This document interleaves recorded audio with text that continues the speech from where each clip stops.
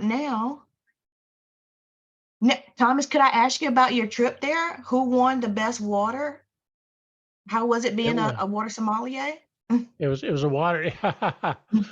It was fun as always. You get to sit up there in front of everybody and judge the best tasting water. And it was a small water district in South Lake Tahoe that won actually. So this year, but it's kind of varied all over the place. And it was a very tough year because usually there's some that are better than others, but this year they were all pretty competitive, and it's hard to judge water taste and smell and all that stuff anyway. So it's kind of like yeah, pretty tough. But it was especially tough this year. I've been doing it for like 8 years now, so it's yeah, challenging. So, but it was How a good did it trip. compare to the water at your house?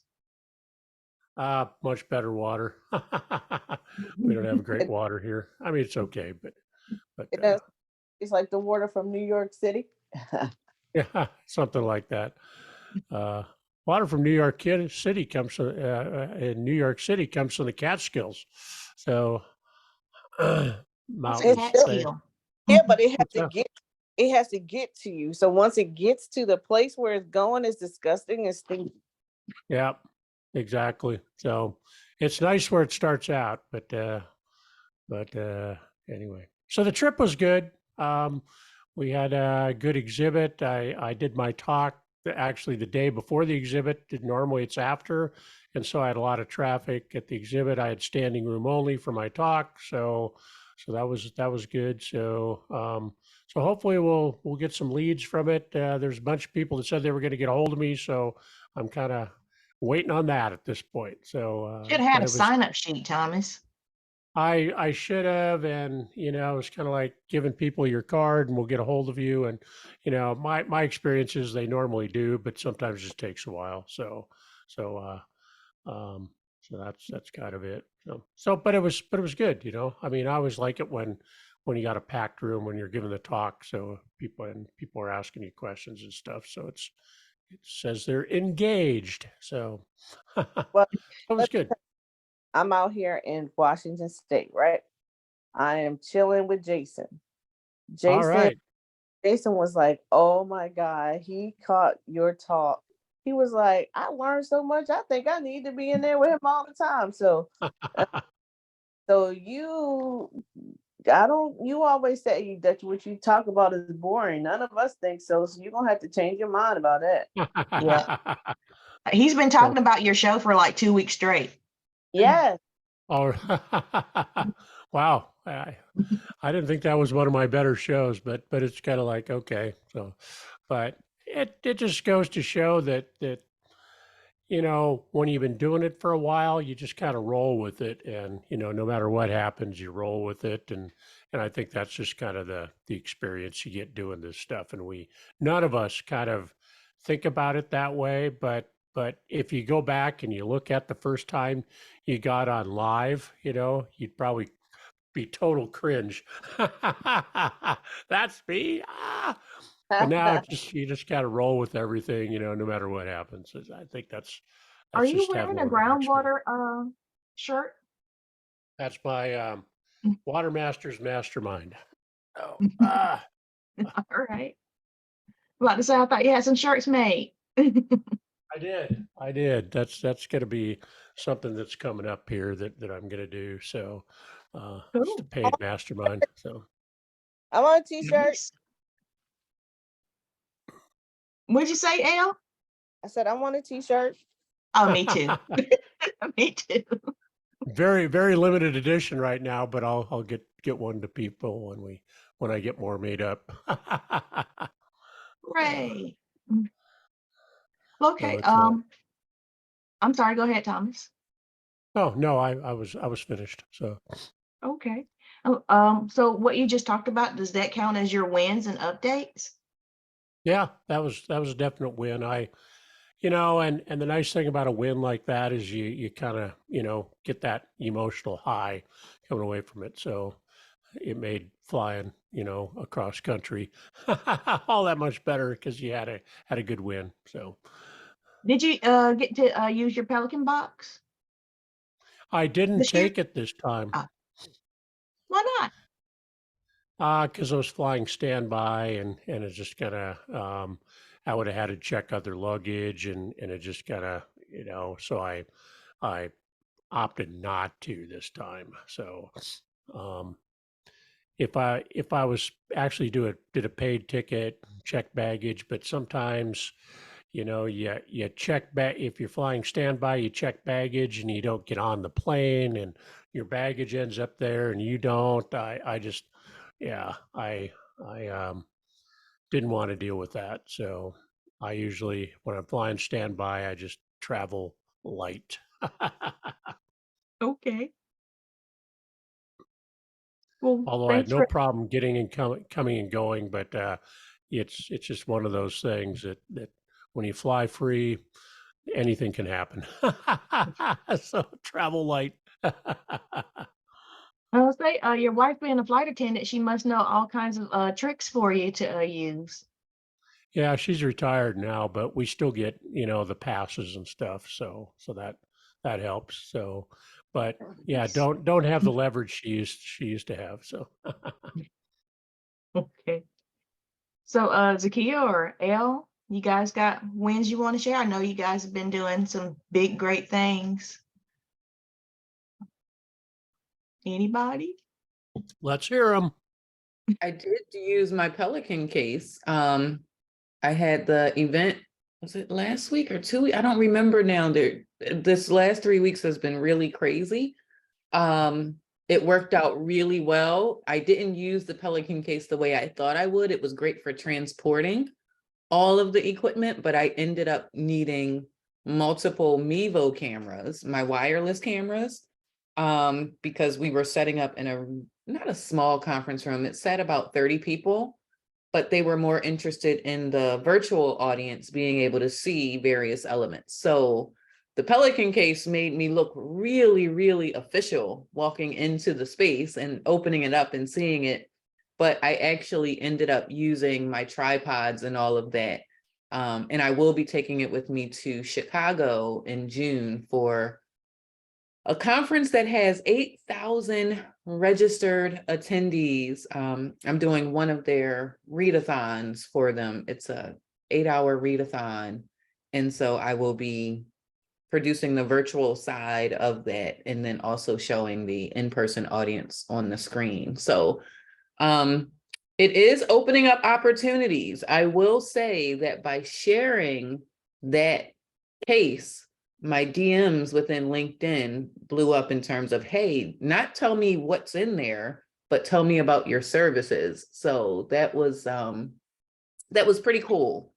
And so there we go. Did that happen for you too, Thomas? Yeah, I had people ask about it, not as many, but I just wanted to point out that Zakia's experience just once again shows that when you've had experience in this business, you're ready to roll with the punches. She went in expecting something different and had to change up and just kind of rolls with it because there's that experience there. You don't get flustered, you don't freak out, you just roll with the punches. They were punching.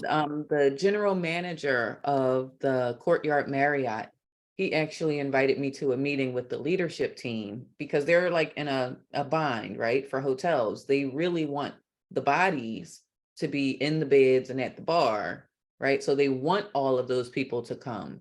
So they're asking me to come up with a proposal for something they can offer as add-ons for the people who have booked for small events to extend their reach for their events. So yeah, it's pretty exciting. And it's just regional for Pennsylvania, New Jersey, and Delaware is where this group is situated. So we shall see. What does that look like? So primarily what it looks like is if they have a conference room, and these are small courtyard Marriotts, they're not the really large ones with convention centers, although this one is attached to a convention center. But they would like to be able to use the setup. So what equipment am I recommending for them to be able to convert those rooms and be able to capture the video the audio and then also display it to those people that are in the room. They were really impressed that the Mevo cameras were wireless, so there weren't any tripping hazards with the people that were within the space. And then Right. also the virtual audience was really helpful for them. So really Huh. just consulting on what equipment should we use. And then if there's a possibility for me, I have to write it out, right? So we're kind of making it up as we go along. So I'll be honest there. If there's an opportunity for me to be the provider for those, if they upsell it, because they don't want to train someone on their staff to do it. Interesting. I'm gonna throw in some suggestions.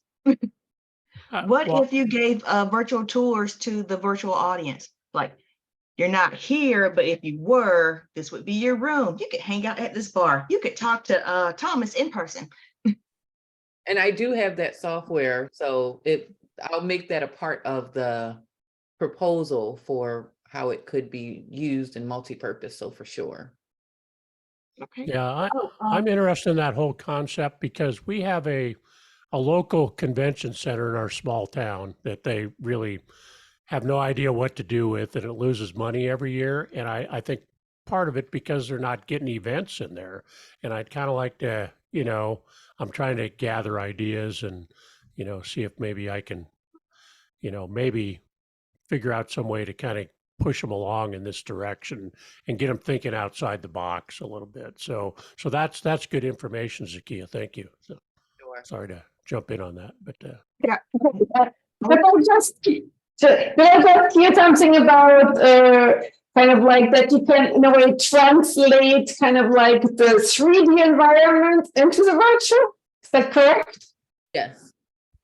Oh, okay. I need to listen to this. I guess when it's recorded. Cool. I want to throw this out. I'm not sure if it's a good idea, but have you ever met your postmaster, like for No, your area? no. So if you're in an area, like if you're at that Courtyard Marriott and you ask your phone, where is the closest postmaster?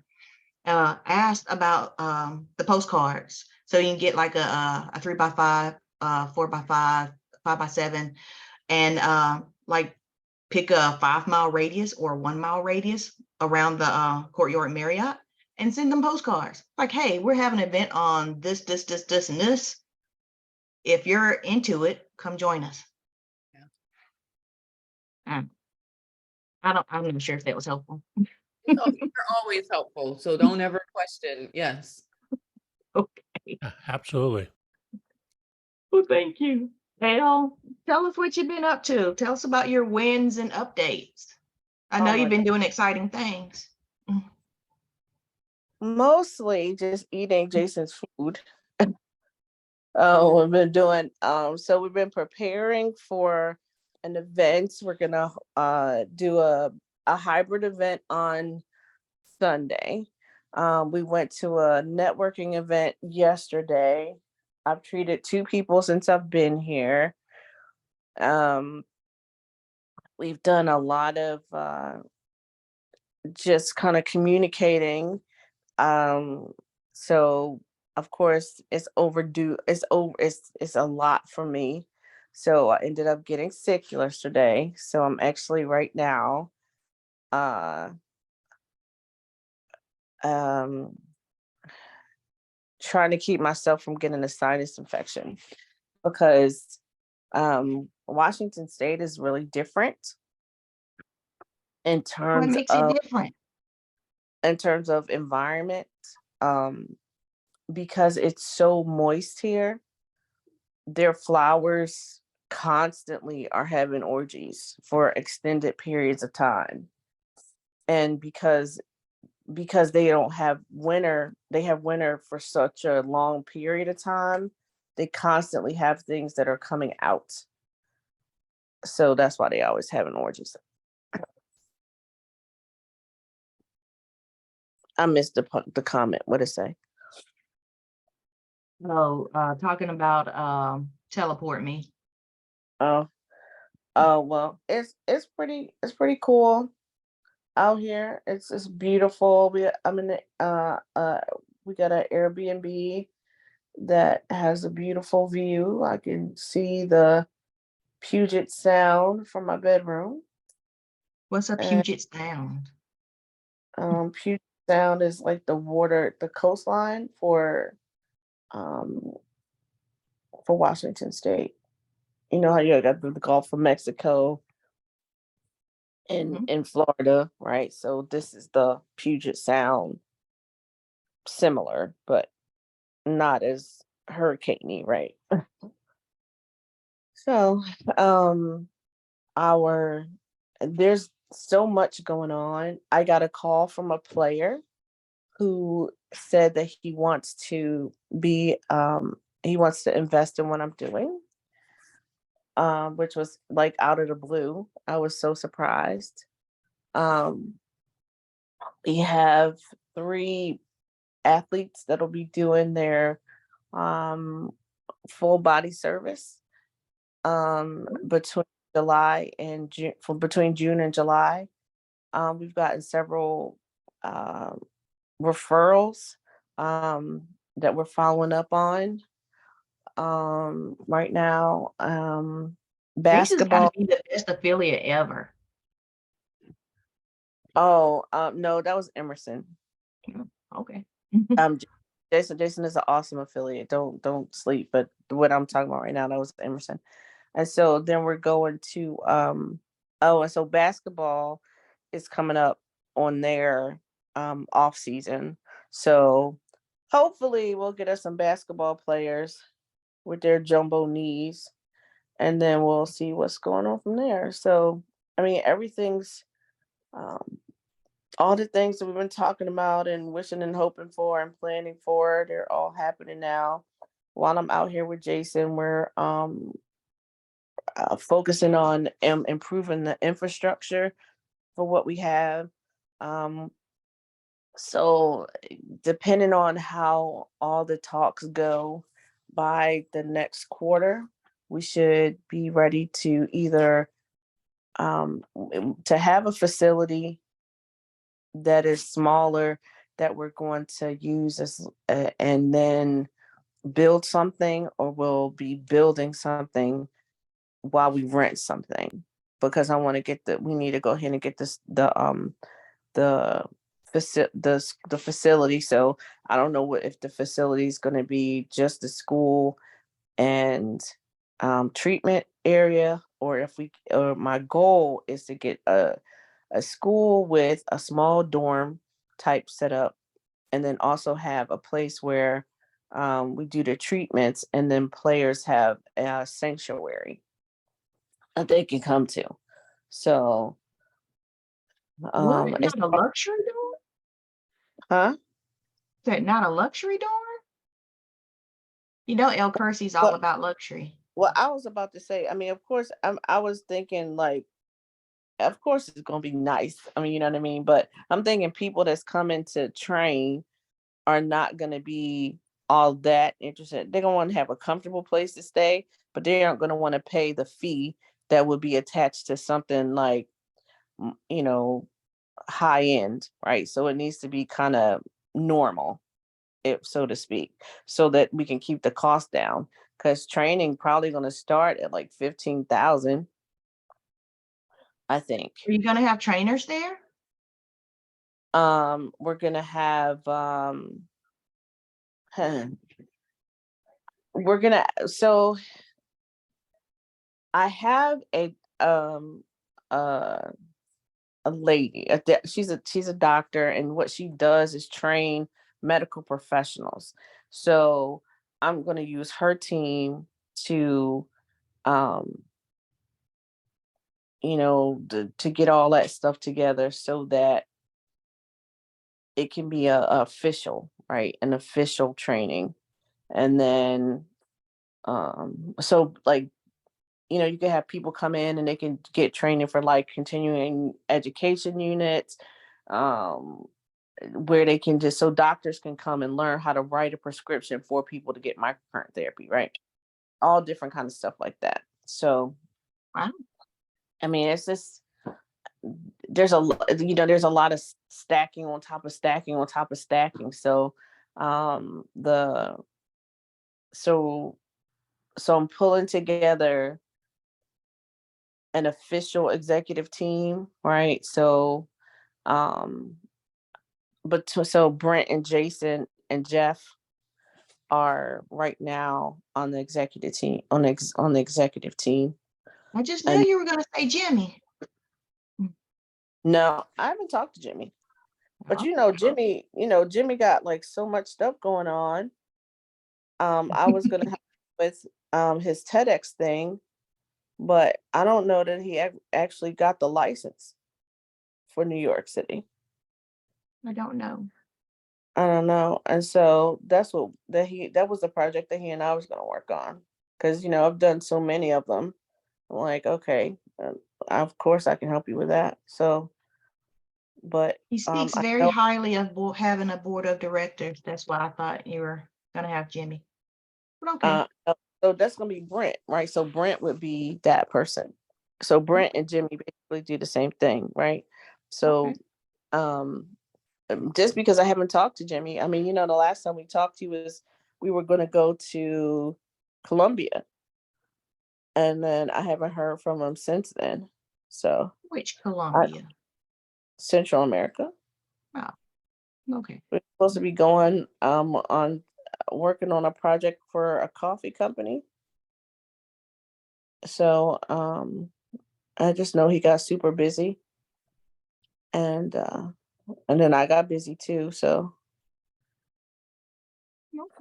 Okay. I haven't seen any information about the trip to Colombia. Okay.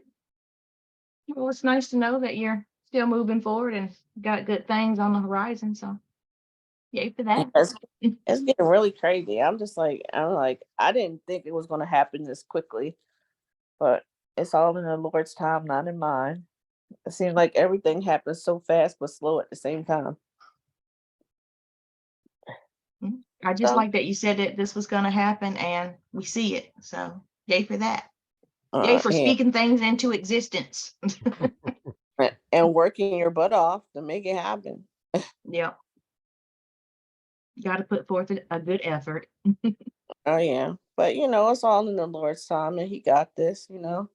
Just the fact that, I mean, it was crazy. It was just to get a phone. I got a text, and he was like, "I want to be your partner." No, no. What he said was that he wanted to. What did he say? Who I texts you? I can't tell you yet. Not on here. Because now it sounds like you were talking to God and God texts you. And I'm like, how do you get that? No, not God. The player. He's Okay. a NFL player, and I treated him and several other people that he knew. And so I thought that was, I'll probably see him again whenever he was ready for another treatment. But I got a text yesterday, and apparently he's been thinking about it. I mean, he's a really shrewd businessman. And he was like, look, and him and Brent was like, I want it. And I'm like, okay, well, let me see what that's going to look like. We can have a conversation about that, because I don't know what that should look like. So that's one of the things that we have to start really putting together. We have a pitch deck. Jeff's been helping me with that. But Jeff, I don't know if I told y'all, Jeff is my partner in on the TV network. So he's like, well, I guess I'm coming with you on this journey too. I'm like, okay. So lots of stuff happening. Oh, and then on the Roku side, so we have like, well, I don't know, we have probably, well, we used to have 22. Now I cut it down during COVID to like 8 channels. But now, since everything's been going on and I got the divorce and all that, there's like a lot of resurgence for our especially our film shorts channel, and we have a channel called Rima Global Network. And so all the things are like picking up so much, and we have so many people that want to either add content or by advertising. So there's a lot going on there. And so we've been really trying to not create channels of fluff, but create channels for depth. And it's finally starting to really kind of kick off, because a lot of the channels got kicked off of Roku last year because they weren't real channels. Was when happening, have all these different organizations that create, like, if you remember, probably like last year and probably 2 years before that, you had you would see advertisements on Facebook a lot about, we can have you a channel, you can get your content on, and they were building like in a really short period of time, and this and this and that. Well, a lot of people were ending up with test channels, and either the companies didn't know it, because Roku is not really forthcoming with all the information, and you really have to dig, and you really have to know what's going on, and almost be on the end when you're getting into that, because there's so much stuff that can happen, and you could do a lot of work and end up with nothing, because they just took it down. There's a lot of rules and a lot of this and a lot of that. And I tell people, when you first put your channel up there, no matter how much subscribers or hours or whatever that you have, you still have a baby channel. A baby channel that's not supported by an actual developer will get kicked off after a while. And they do a sweep every year. So, and then you have people really upset because they paid, $20,000 or whatever, or they thought they was going to get their own channel for like $100 a month. And I'm like, okay, you really think that that's real? It's like, I could sell you a bridge in New York if you believe all that. You think they're gonna? I mean, it's not like YouTube at all. It seems like it from a viewer standpoint, but it's not like YouTube at all. It's really a different creature. And if you don't, it took me 2 years, and I had the top people helping me. So it's a lot. It's not an easy step into the matrix, if you will. But anyway, so those are my wins for this week. You had a very busy May. I've had this all started back in February. It's gone crazier and gotten crazier, and I'm grateful, but it's a vibe. Okay. Well, let's see what Ines got going on. Last week we talked to her. She was trying to get a magazine out. Ines, how's your May going? Well, the Mac is out, has been out for a while, but now it's like I'm still right now again on the side working on my newsletter, so that goes out every Friday, or trying to get it out every Friday. Sometimes I'm a day late or so, but because there's so much happening in my field that I need to bring together. But wow, unfortunately, there's no income from in a way, but kind of there's still interesting stuff happening. So I've been talking yesterday to the organizers from Radfest, and they do kind of want to partner up again, have me as a media partner, but they didn't go too much in what I get. For last time I got a boost, and I don't want a boost, so that's fine.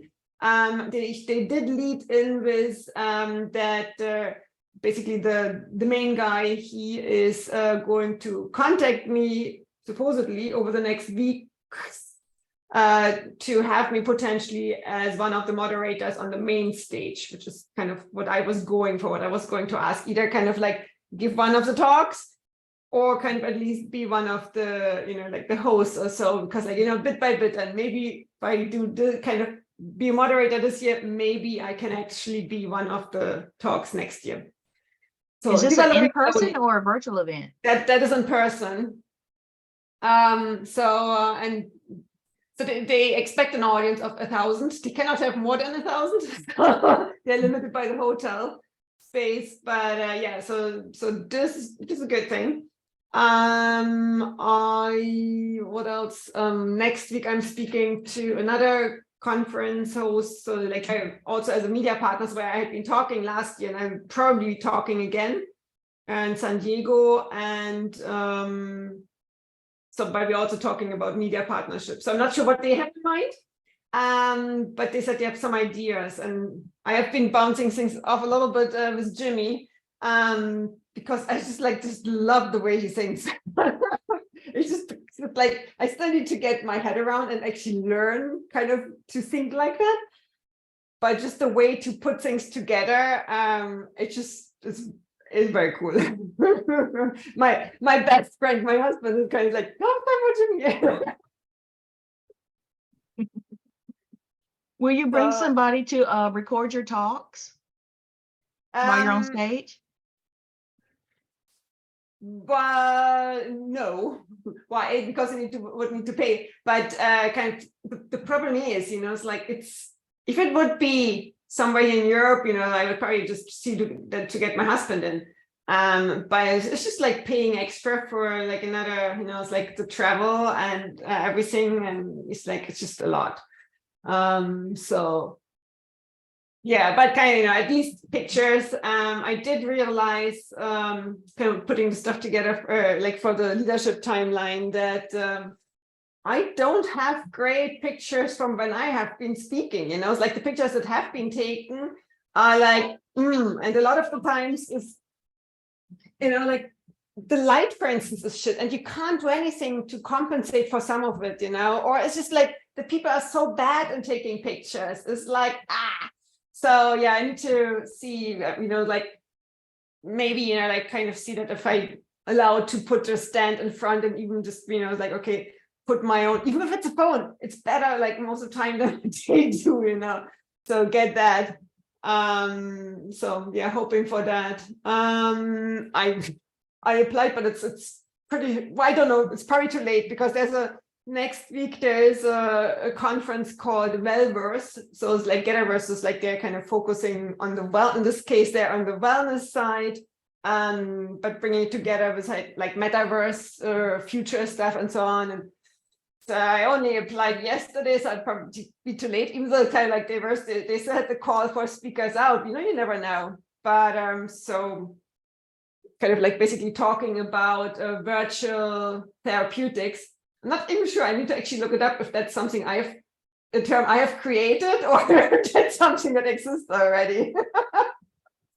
So I still need to check. If you create it, you can always create your own event around it. Well, it's kind of, in any case, like even if they don't accept me, I have the outline of everything. I turn it into an article, so that's pretty straightforward actually.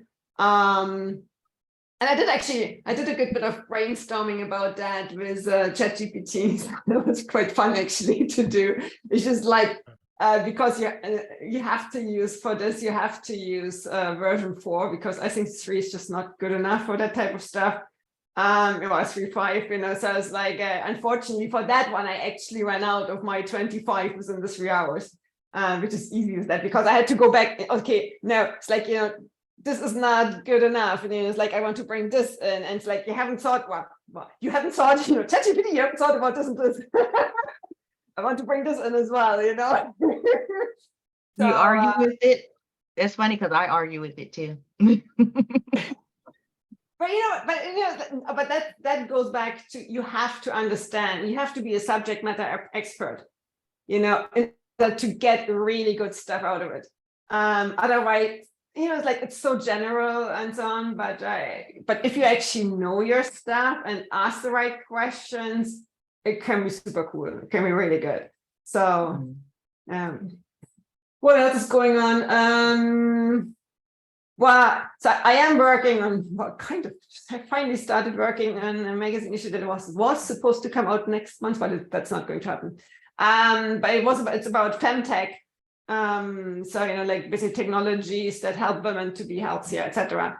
And there's not that much information out there. So it is something that is coming, but it's still quite early stages. So even when I spoke to like Radfest, the guys yesterday who are thinking about, what's going to happen in aging, longevity, health, blah, blah, blah in the future, and they hadn't heard about the term, which actually surprised me. But so I had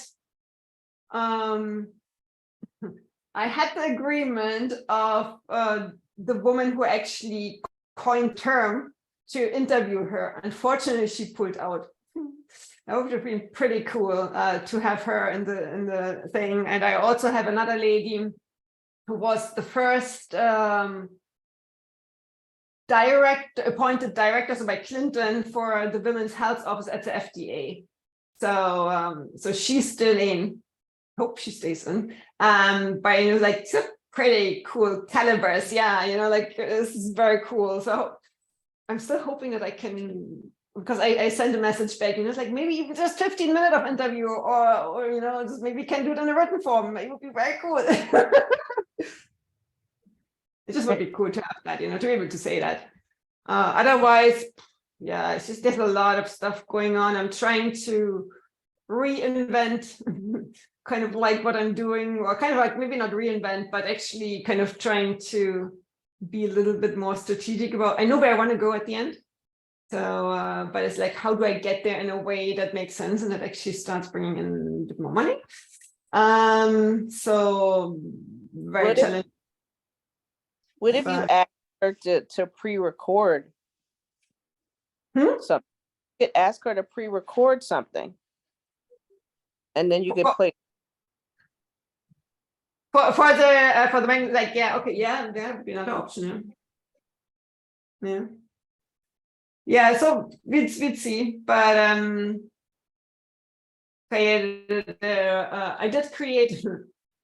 I did create. I'm not sure if I've mentioned that before. So I had probably not. I've created InesO'Donovan.nft, so like a Web3 domain, and it's a bit challenging. The quality, because it's very limited in size, because it's like saved on the blockchain, blah blah blah.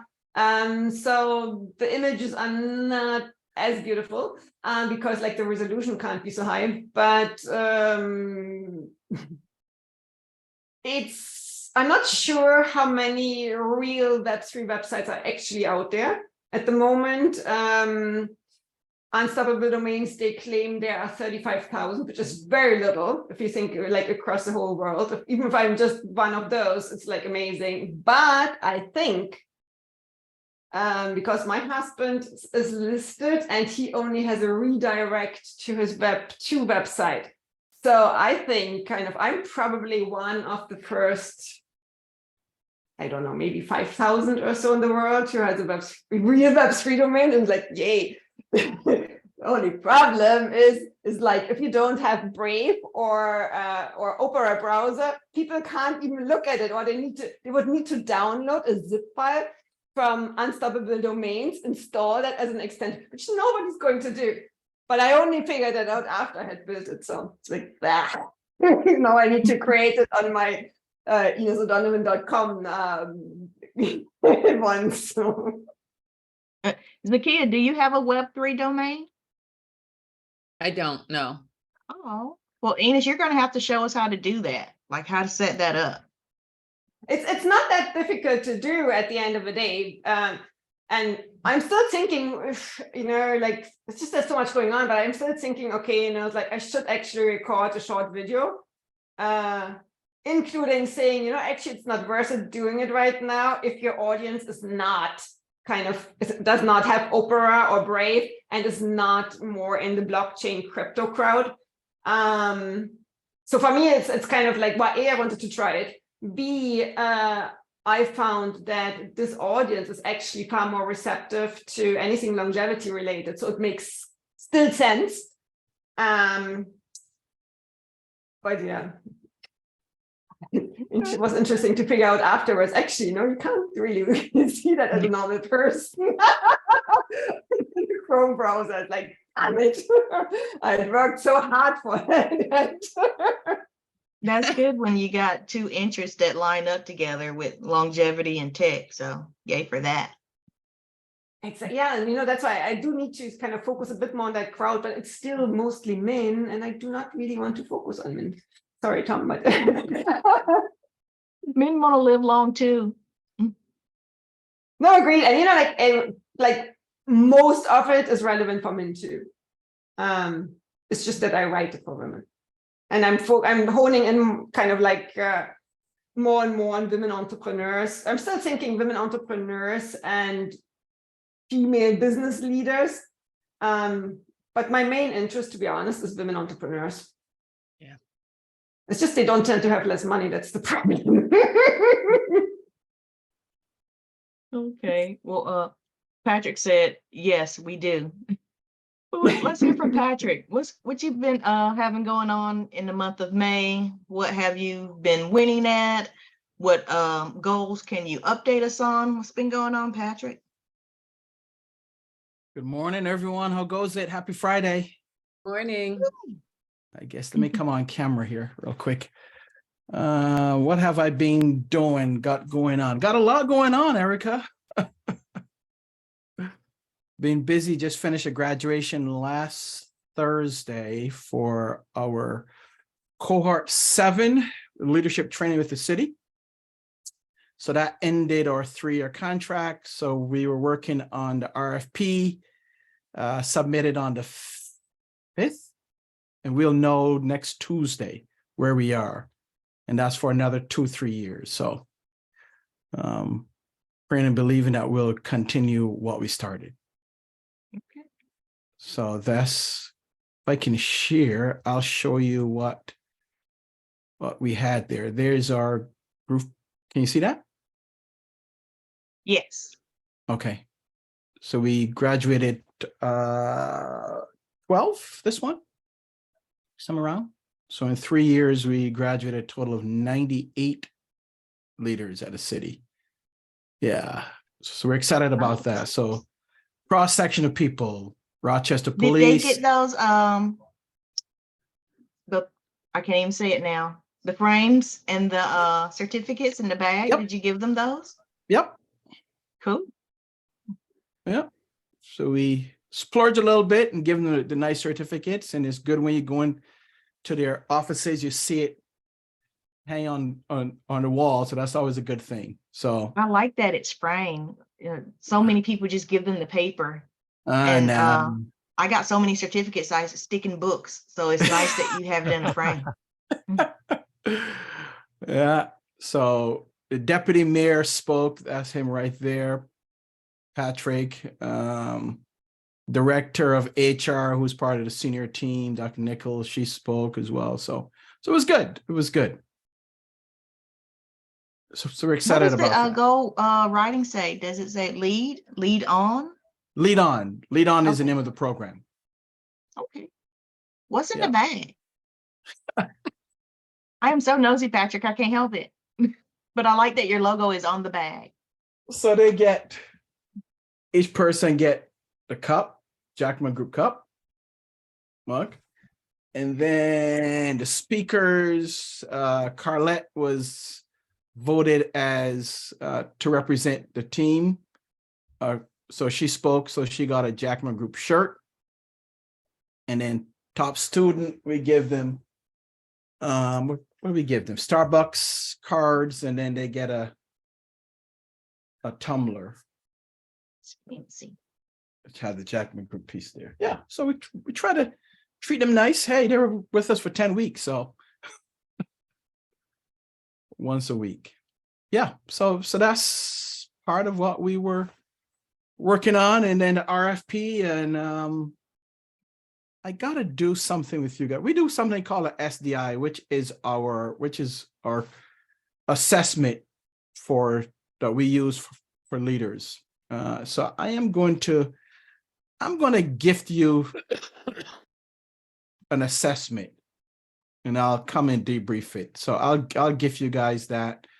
So be on the lookout for it probably in the next week or so. So it comes from Core Strengths, and what it does is it gives you what our core motives are and talks about why we do the things that we do and how do we show up when we're in conflict or when things are going well. So Do we you use that as follow up with the graduating class? Are they Mhm. like on your email list? Yep, they're on the email list. That's what we did with our first coaching program. So we have eight out of the first program that we offered are in month 5, I think. So they're part of the coaching. Yeah.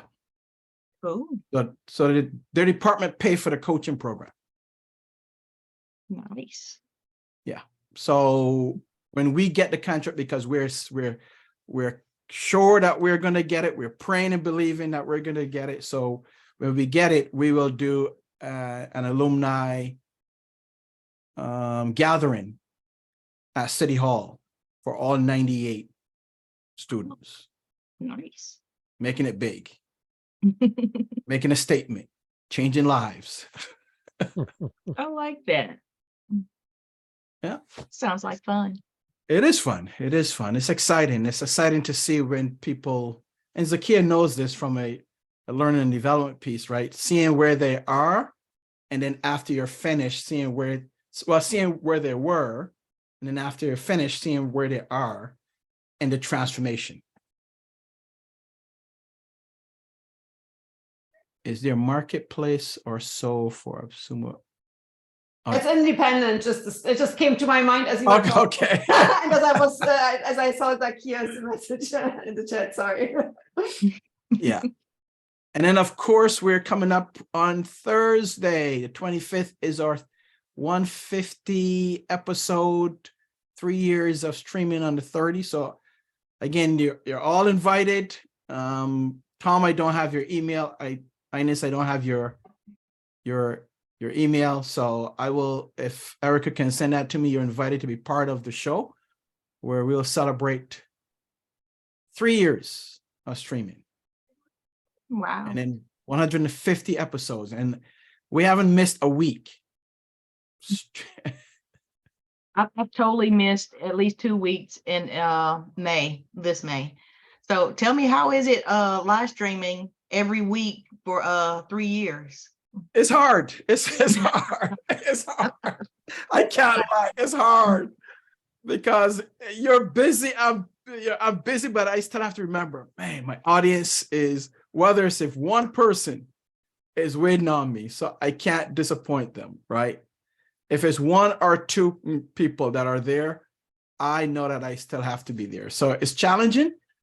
And sometimes I have to record it, and I haven't done it often, but I record it and play it live. Probably 3 or 4 episodes that I've done that, but all the others are live. So even when I'm traveling, not missing a week is pretty amazing, actually, Yeah. because Yeah. I try to do it every week, and there's just been a few where I've been out of town, and I try to record it and and do it, but sometimes I just have missed. So it's tough. It's tough. yeah. Even when my wife and I are on vacation, I pack my microphone, I pack everything in my suitcase, my lights, There you go. and I take the hour to just do it. My wife would say, if I said, "Oh, I can't do it this week," she says, "What? Yeah. You better do that show." So she keeps me honest, but it's a privilege. I enjoy it. I enjoy having folks on, and then of course giving the listeners and the viewers the information. So even if I can't get a guest or someone cancel or dates change, I try to jump on, but I don't want to miss any time because I owe it to our viewers. Consistency counts. There we go. Yep. We just talked about 2 things that are new to me, but opportunities have presented themselves from the Commerce Department in Philadelphia, and they're requesting an RFP for a new grant they have coming out. Mhm. Love to talk to you about that. And then I also had to, I did a DISC workshop. When I worked at CHOP, I used to be the program manager for DISC, and there it's a behavioral assessment. In this group that I was building an LMS for the school District of Philadelphia, when they went back and did the needs assessment about 2 weeks prior to, one thing that they had struggled with is the content was good, but it was all hard skills, like specific things that they wanted them to do. And it was identified that they really needed help with their communication skills and their styles and all of that.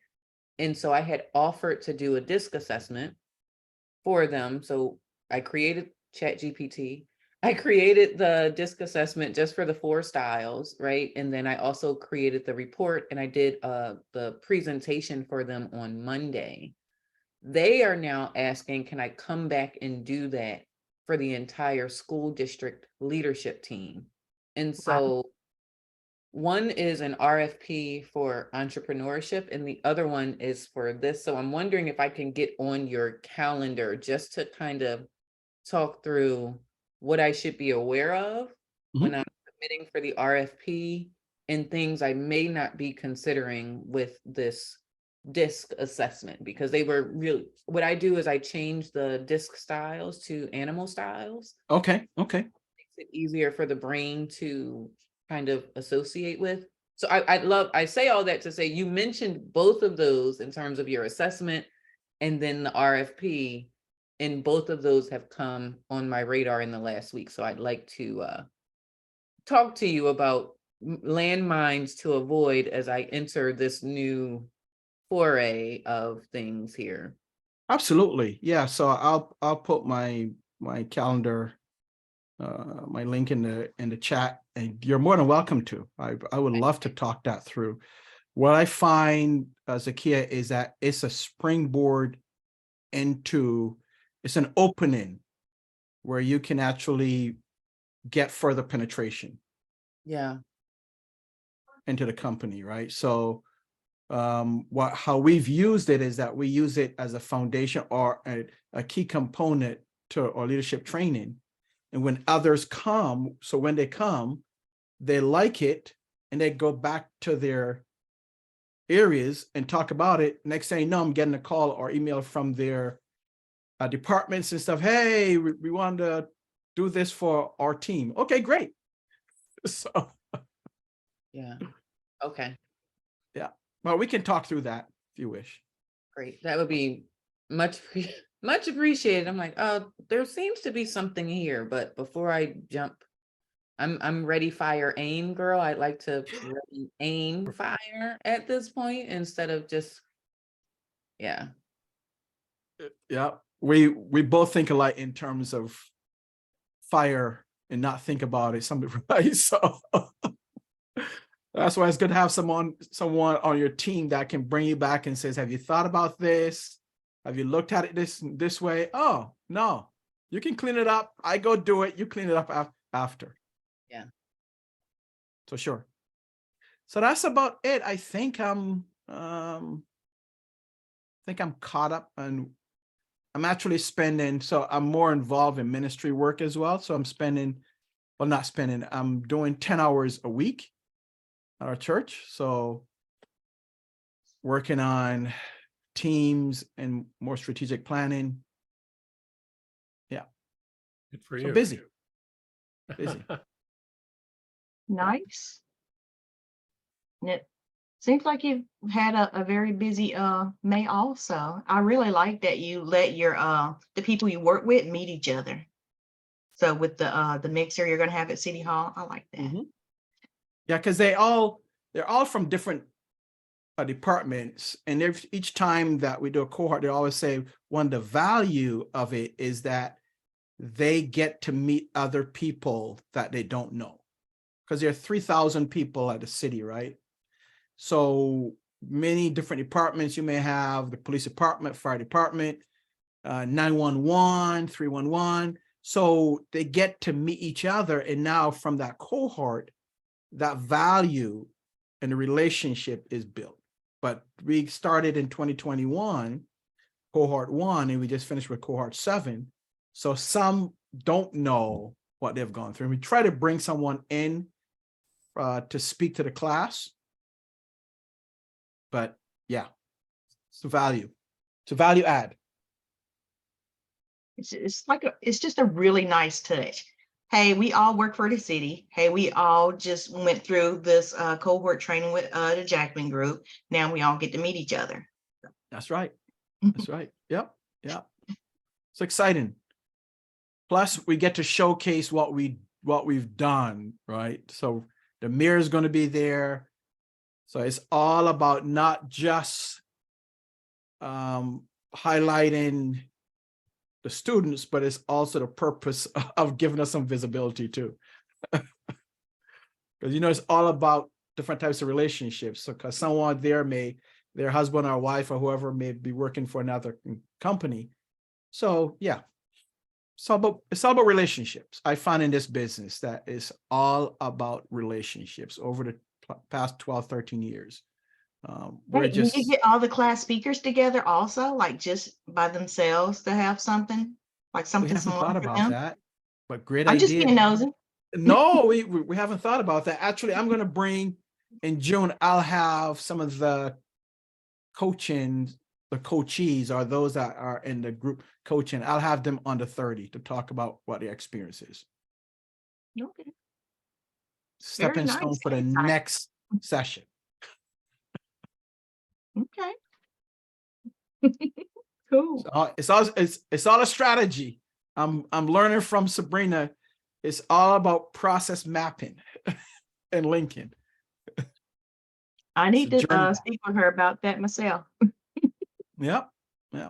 Oh, and Tuesday I'm doing the 30 breakfast. So May, as you know, is mental health month, right? So I didn't know that. yeah. So my wife is gonna come on because she's a therapist. Her specialty is mental health. And we're gonna do a piece on leadership and mental health. Sounds nice. So that's gonna be 8:30 in the morning to 9.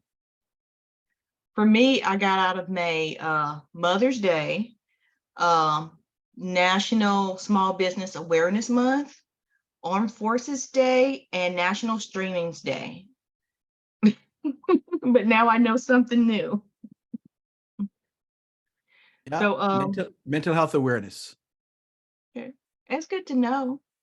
It makes me want to brush up on mindfulness, meditation. It's a nice reminder for me to do that stuff because I fell off. I did it for like 3 years straight without missing a beat, and then I just fell off. Like, oh, I've completed my task. I am done now. Well, my wins for May, I've done a lot of events for OneStream. I think they're just now catching on to the value I add, so maybe yay for that.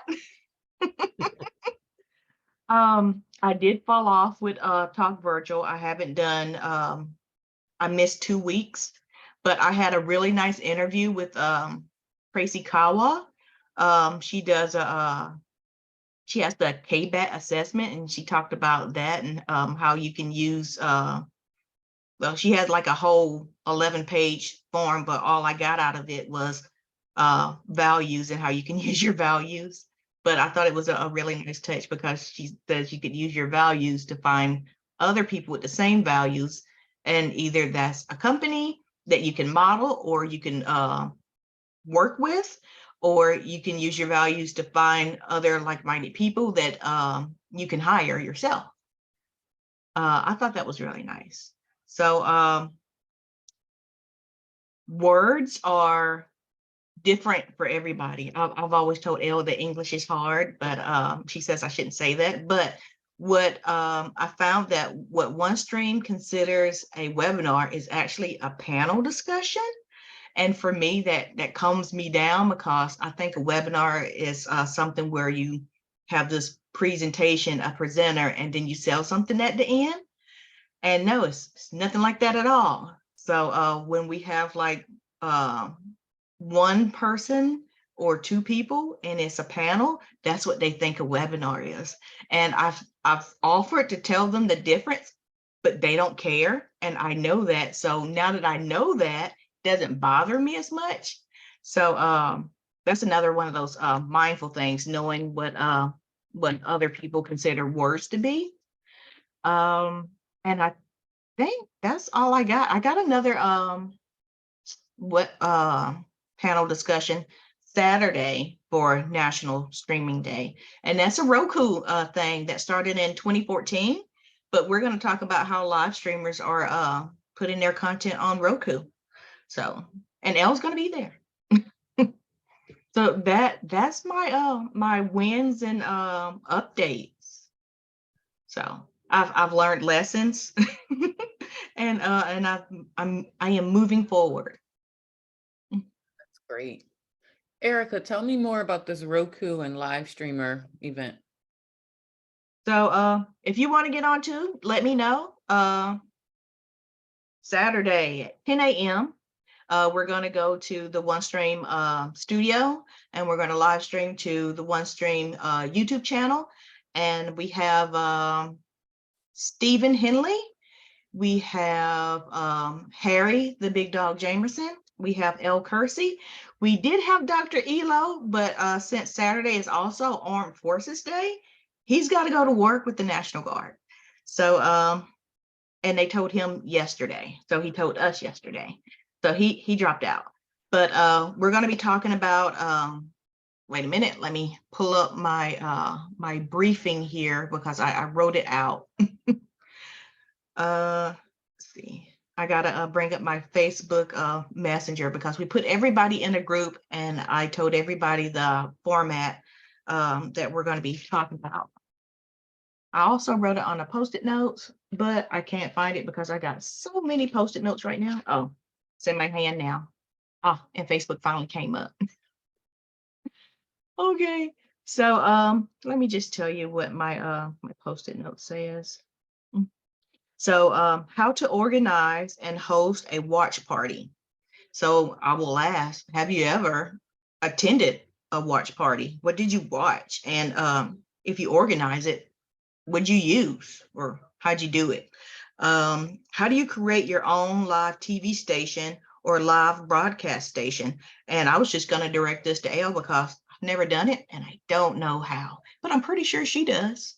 Is that right, Elle? I think I guess she's thinking about it.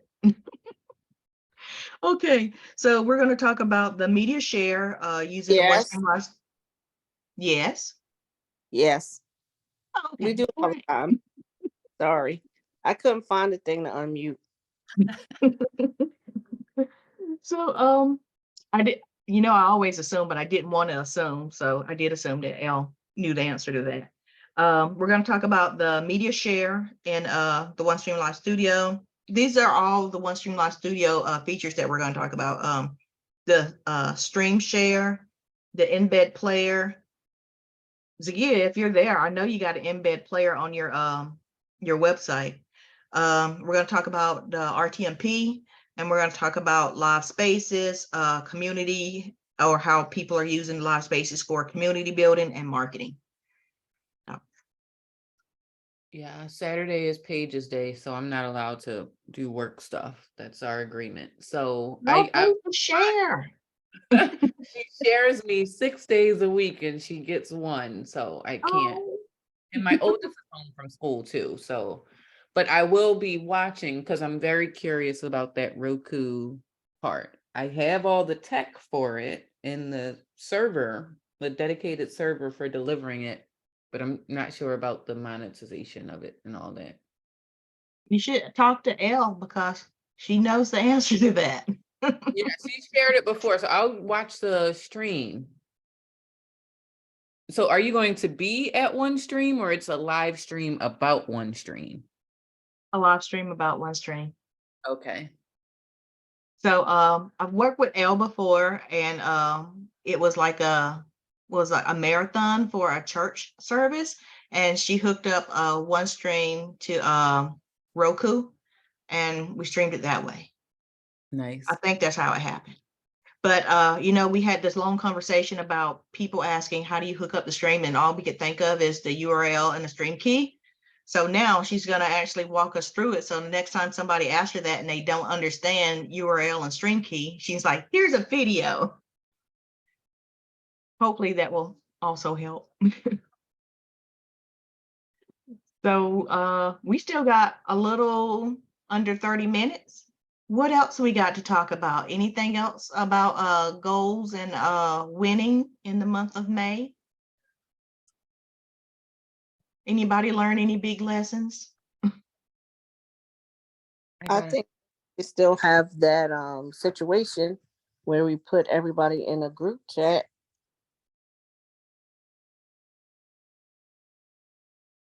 I don't understand. Bye, Zakia. Didn't you say that you were working on it and whatever happened with that? Oh, Tribe. So I did move over Tribe to better mode, and I'm still setting it up. So I go to set up the categories, and it says I need an advanced account. And I'm thinking I left everything from Tribe. As soon as I switched over from Tribe to better mode, everything that I had set up in Tribe is gone. So all the things that I want to set up again in better mode, it says advanced features. So I need to talk to someone about that so I can set everything up again. So let's see. I'm going to try to tell you what I am missing. Let's see, right now, well, let me share my screen so you guys can better understand my English. Let's see, I'm going to share. I'm going to go to better mode. So can you guys see this? Yep. Maybe. Thomas, you're unmuted. Tell me yes if you can see my screen. Yeah, I can Oh. see it. Yeah, I can see it. All right. Okay, so this is what I have right now. Discussion. That's it. So, and this is what discussion looks like. So I can create a space, and I can even have more discussions. I can have questions. I can have guidelines. I can have a landing page. And then it comes to the stuff I want. Articles, blog posts. It says advance. Events, bring your community together. It says advance. Let's see, blank pages, podcast, it says advance. So with Tribe, and I'm not sure here either, but it gave me, with Tribe, it had an RSS feed. So I am not sure if that's it or not. And if I do have the RSS feed, I can have events, and I can have articles too, because it will pick up the RSS feed. But since they've already given me blocks and they told me everything I had in Tribe would switch over, I should actually have these things too. And that is my complaint with better mode.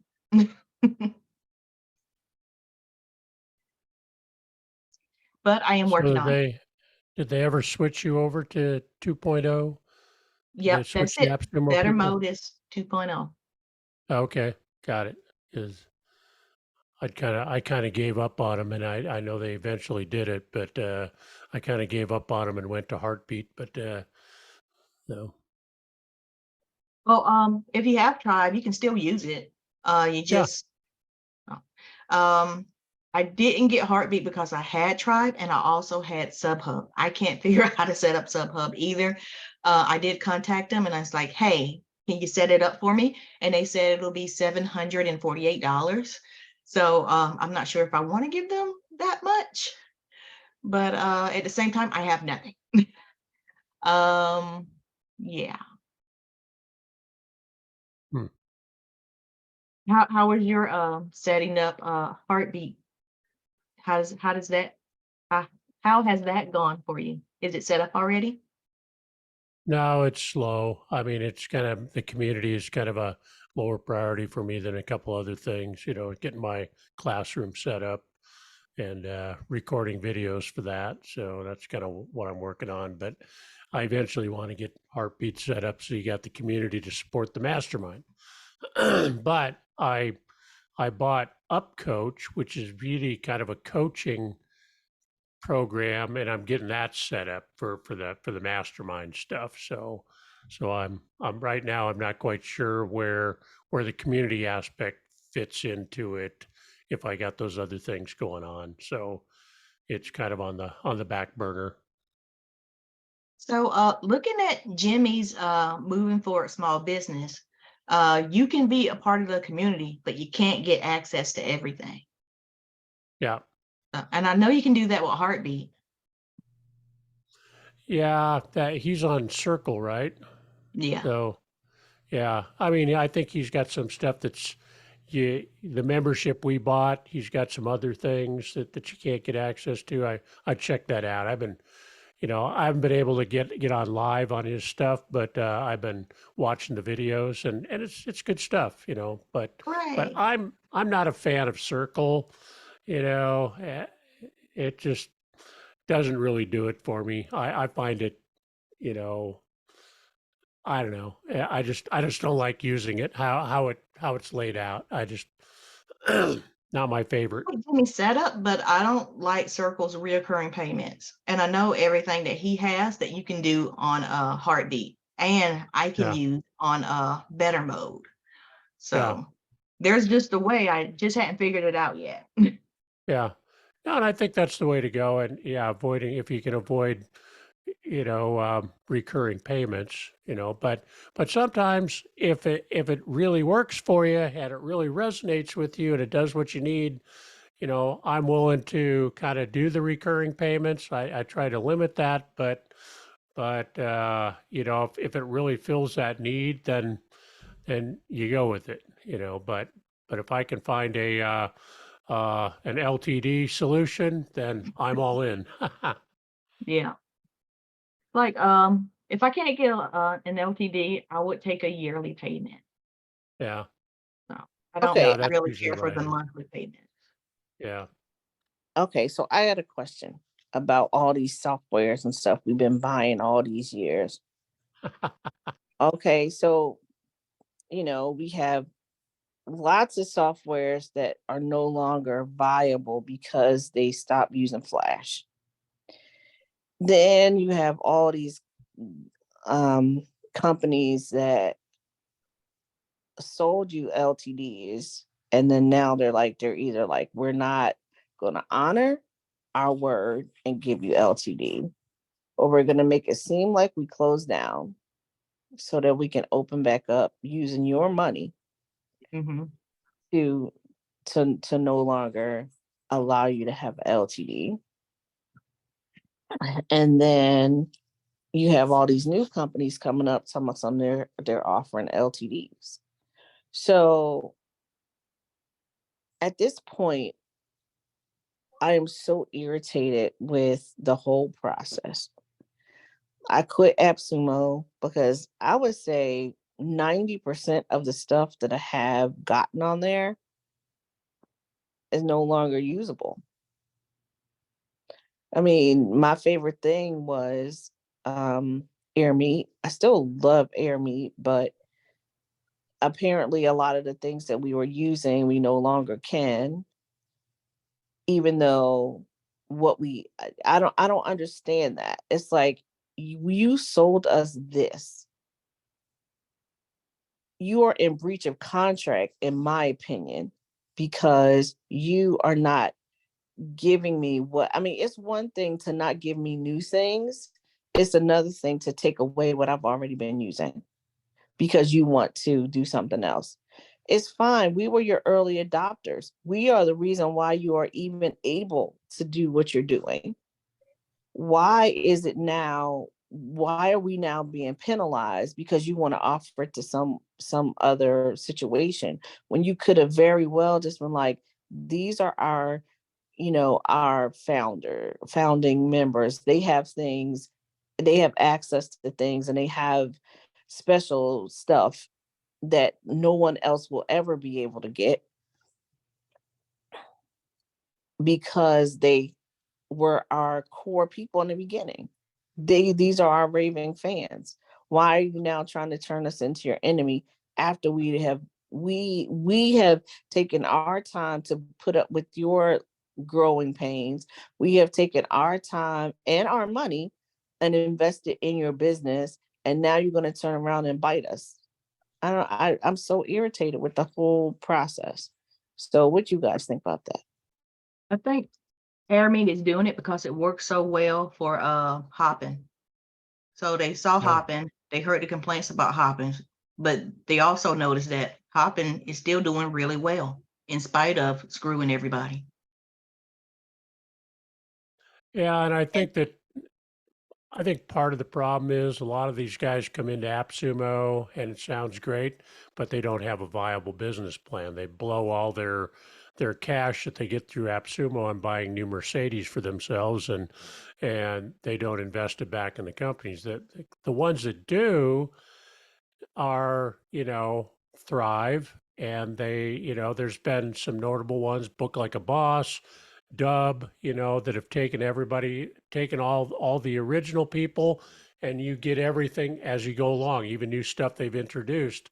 They've generally brought you along unless it's something distinctly different, and that's, and that they're to be commended. But I think a lot of these people, they have no business model and they spend the money, they're out of money, and then they're kind of desperate to stay in business. So it's kind of like we'll shaft the original people because we're thinking about our survival. And, so I know that sometimes, when you look at the questions on AppSumo, people are asking more these days about people's business models and their sustainability. You see questions about that because so many AppSumo people have been shafted, just like you're talking about. And, so ask questions about their business model. Are they just a fly by night, and they're not getting my money?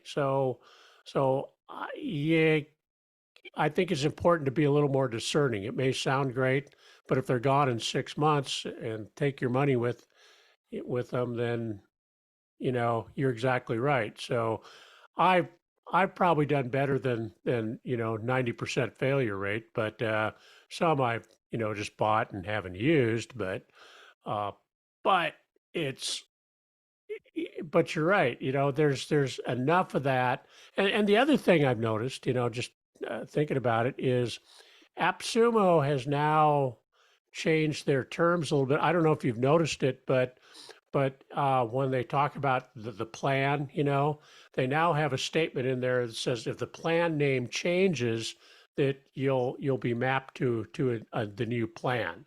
And because what used to be was, well, we'll just come up with a new plan or a special plan for AppSumo people, and then we'll come up with a new plan, and then we'll never update that other plan. So I think AppSumo is listening to the criticism and trying to address that, but there's always going to be people that are, fly by nights and take advantage of you, and it's just, so it's the problem with early adoption software. My 2 cents worth anyway, or 10 cents worth, or $5 worth, or as I ramble on.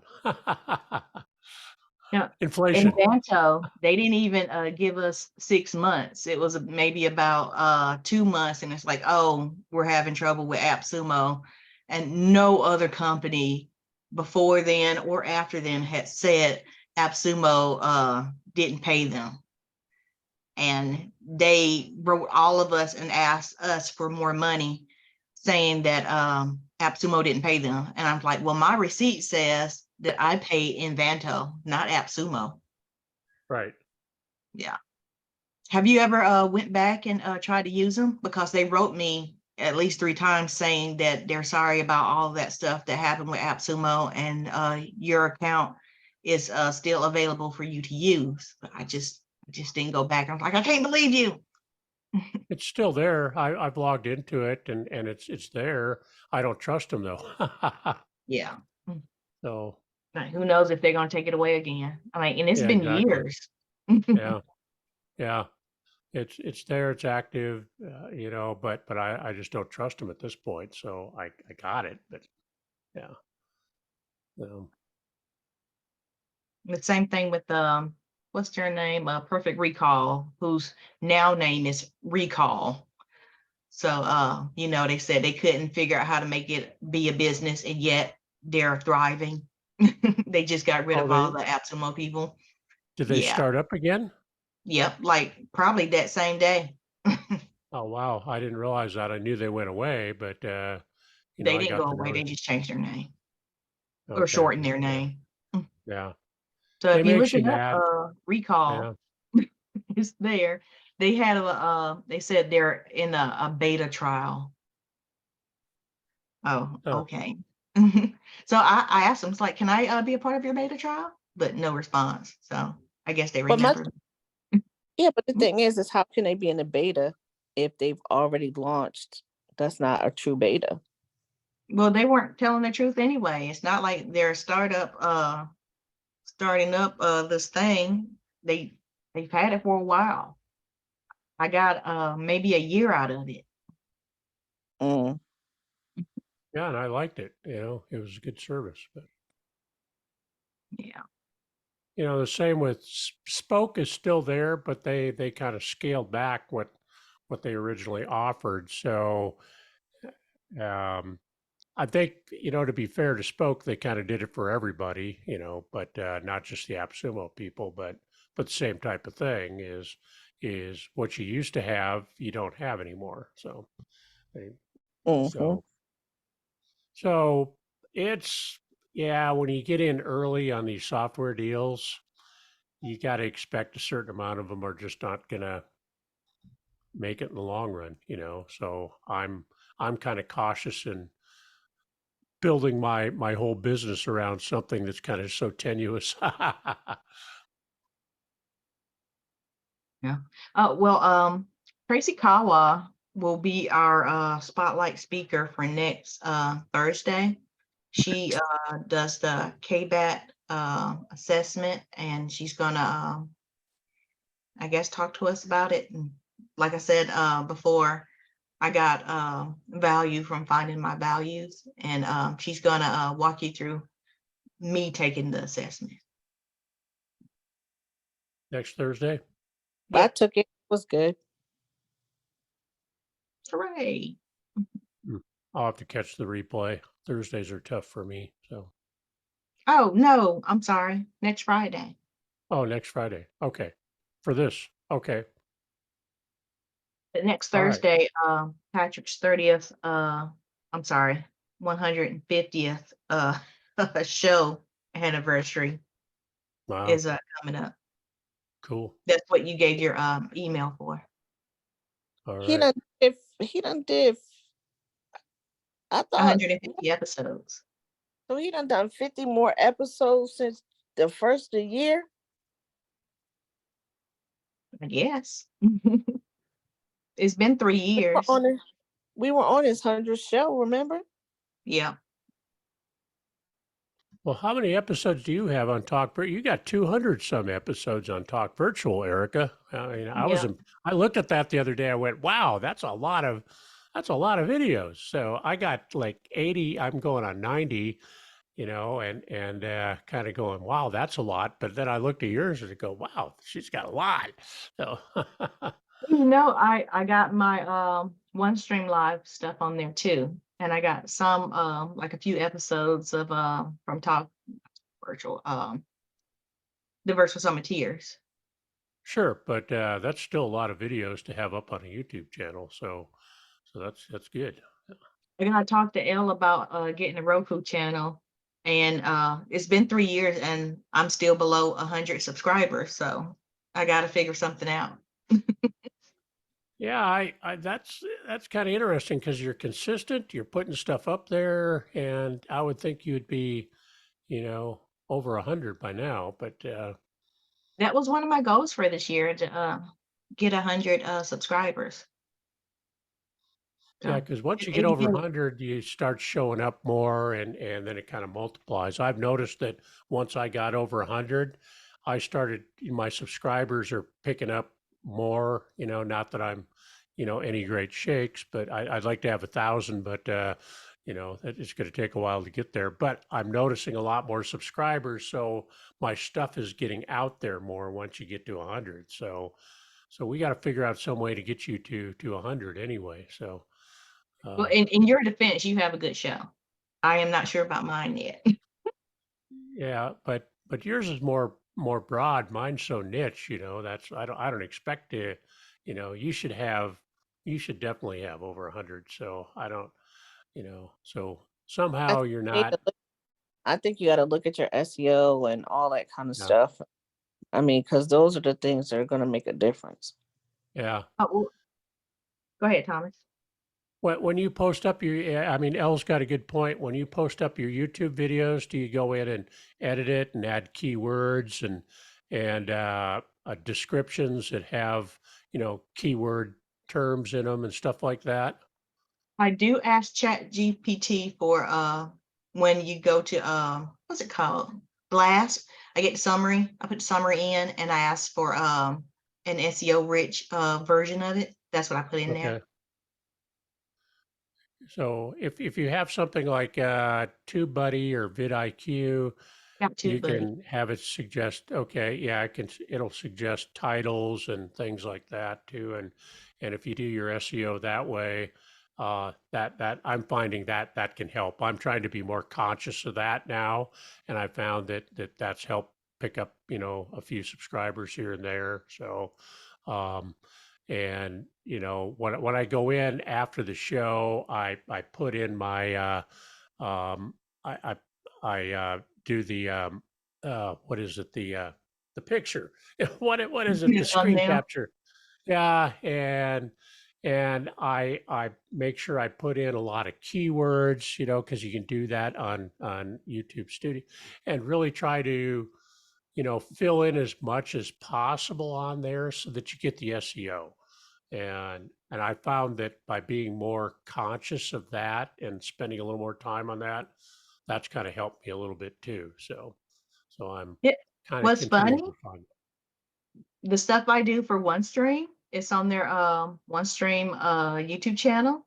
So over 200 views the Mother's Day show got. It's also on my channel. It's got maybe 11. That's interesting. I wonder if you get some way to get SEO carryover from their channel. I don't know. I don't know. I don't know. Yeah, But what? there's some other things you can do too, like having the end screens and stuff like that I got to start working on I also. don't have any end That really, screens. yeah, me neither. But that really helps, I guess. I've been doing more research on that, so I need to start working on that. And refer. And what happens is if you're doing that, now you're referring people back to your own videos instead of having them move off somewhere else. So you're going to get more views, more hits, and thus the algorithm works in your favor. So that's something I really got to work on is that and some more of those SEO related things. So Al brings up a really good point. SEO, SEO, SEO. Yeah. I think too, you got to look at. Sorry, you have to look at um your target market. Like, who are you targeting in your SEO? Who are you targeting as your, when you set up your channel? It's like, how you do on Facebook. You go in there and you look at all that, but all those things have to be aligned. Your Facebook and your YouTube channel. If the SEO was not consistent with your website, all that stuff matters because it looks like it's broken. And you also have to add in their links, like for people to be able to sign up for stuff. Right, that's important. Like, people need to be able to sign up. Like, make sure you tell people to click and subscribe and share. So, because when you do that, it makes them. It's like, what's in it for YouTube, right? So what's in it for YouTube? When you tell people to subscribe, click and share, blah blah blah, you get more people to come to YouTube. So if you don't put that stuff in there, that also counts against you. Yeah, exactly. Yeah. Yep. It's you got to benefit. Yeah, YouTube's looking out for YouTube, so that's kind of what how you got to gear it towards is, you got to keep YouTube happy at the same time bringing customers into you. So it's a Yeah. balancing act. So. But my son says, you need he saw that I had like 80 something. And he says, you haven't you got a low subscriber count. You need to ask people to like and subscribe, and you got to do that after every show. Are you doing that? I'm like, he was 7 at the time. He's 8 now. I was like, yes, okay. Tuned in. He's tuned in. He loves YouTube. I do it kind of at the beginning of every show before I get going. You know, I do the intro and then I ask people to like, comment, and share. And if people comment, I answer every comment. You know, I mean, I always check the comments and I answer every one. You know, even if some, I mean, and sometimes you'll get some comments that are questionable. I'll still answer everyone. You know, just so. Yeah. I mean, I haven't had any that are downright nasty or rude or trolls or anything, but sometimes it's kind of like way off topic and it's kind of like, all right, you just roll with it. I haven't had a few live trolls though when I've been on live stream. I don't know if you've had that, but man, it's just sometimes you gotta hit the troll repellent. You know, boot them off. You know, it's kind of like, hold Wow. on, everybody, I need to boot a troll. I don't know how they find you and they come on Wow. and they just be annoying. It's just I haven't had that much, but I had one guy that was really annoying and I was kind of going, what the heck is he talking about? I'm looking at the comments and this guy's a troll. So I had to, you know, just kind of figure out how to boot him out of there and permanently. So it's just kind of like you don't get any second chance here, pal. You're gone permanently. Sometimes we watch YouTube on TV and we hear people complaining about trolls, and it's like, that's right, troll, keep boosting my comments because that makes me look good to YouTube. So keep on and continue. Yeah. It's I don't I'm that's a tough subject, you know. Do troll comments, I guess they count, but oh man, This one lady says a troll had gave her $20 and whatever it's called in YouTube. And she says, thank you, troll, but you're still a troll and I'm not going to change what I'm doing. But you can keep on sending money and boosting my comments if you like. super I was like, chat. wow. You gotta have like 1,000 subscribers to be able to do super chat, something like that. Yeah, that's what it was called, super chat. Yeah. People can Yeah. send you money. I like that concept. Yeah, But troll you can away. start a You community send me right 20 now. bucks every time you make a rude comment. Fine. We'll have a whole show where you can just do rude comments. Just send me 20 bucks every time. Nice. Roll with it. Mhm. Be troll bait. Well, It's I like, got a question for you, Thomas. Can we really have a drought when the planet is 75% water?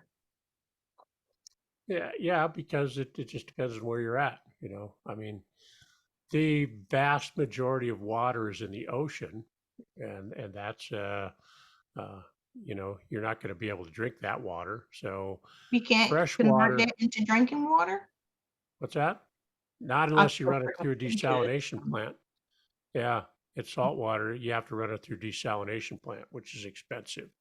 Um, so actually, only less than 5% of the well, okay, I think about 5 to 6%.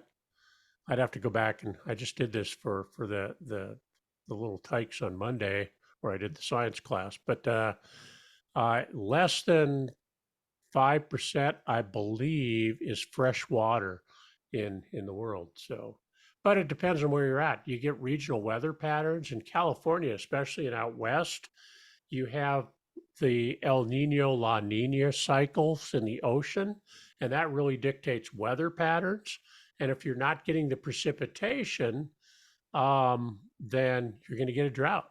And so you may be right next to the Pacific Ocean and all that water, but you're not getting any rain because of the El Nino La Nina cycle in the Pacific Ocean, and it switches back and forth. So you'll have, you know, a wet cycle in California, and then Southeast Asia will be dry, or it flip flops because of the whole ocean current cycle, and it's kind of it's really fascinating when you dive into that, for me anyway.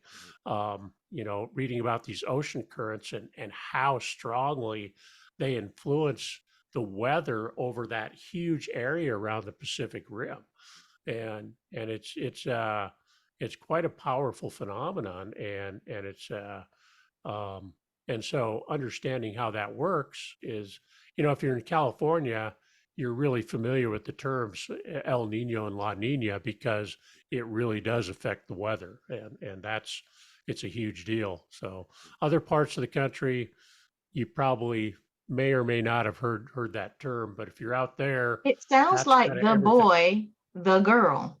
It is. It is. That's exactly what it is. Yeah. And and but it has to do with the patterns of ocean currents. So you got the boy currents, you got the girl currents, and they happen in different years. So That's funny. and it is a huge, it is the driving influence for weather patterns around the Pacific Rim. So there you go. So Wow. that's kind of the short answer. What's happening in the Midwest?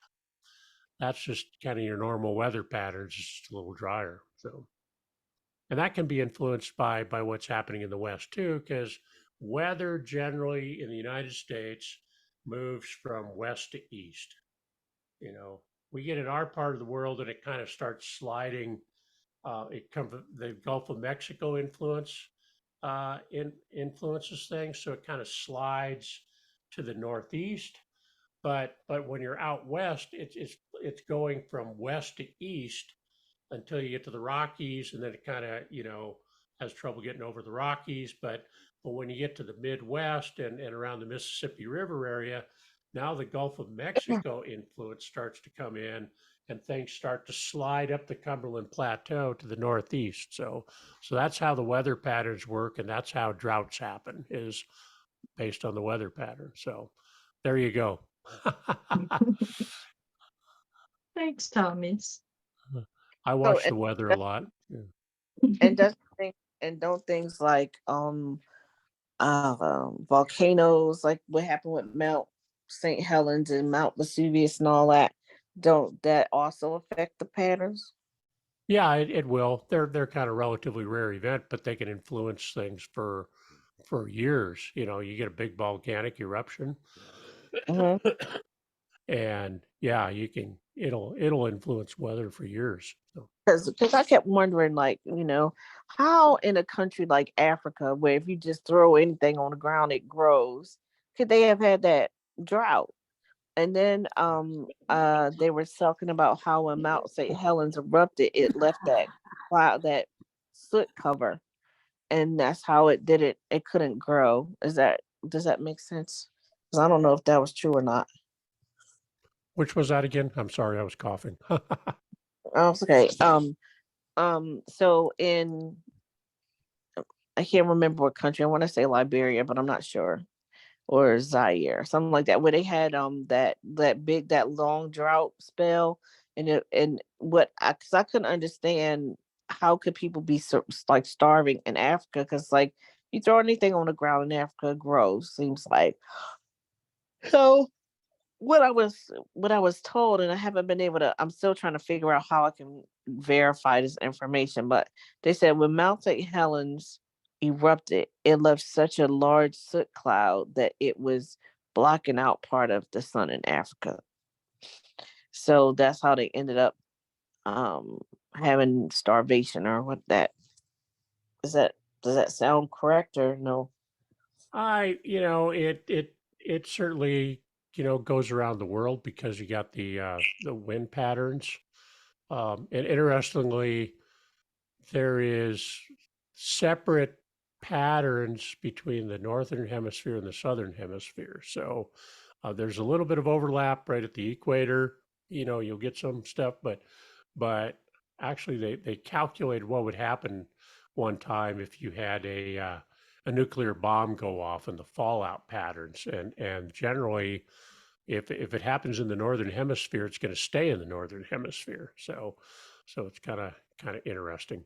But that just shows you the weather patterns. But I think Africa is pretty diverse as far as climates go. I mean, you got the Sahara Desert area, you got a lot of desert areas, so it's there are some, you get in the Congo and stuff, there's some pretty fertile regions, but it seems like, Africa is always in a perpetual state of war, and I think a lot of it is politics, and people stealing Mm-hmm. stuff and and it's I think that's a big part of why it never reaches its production potential because you just it's all politics I and was going to say, don't leave out marketing, because Africa, a lot of countries in Africa are doing really well, but the marketing you hear is they need help.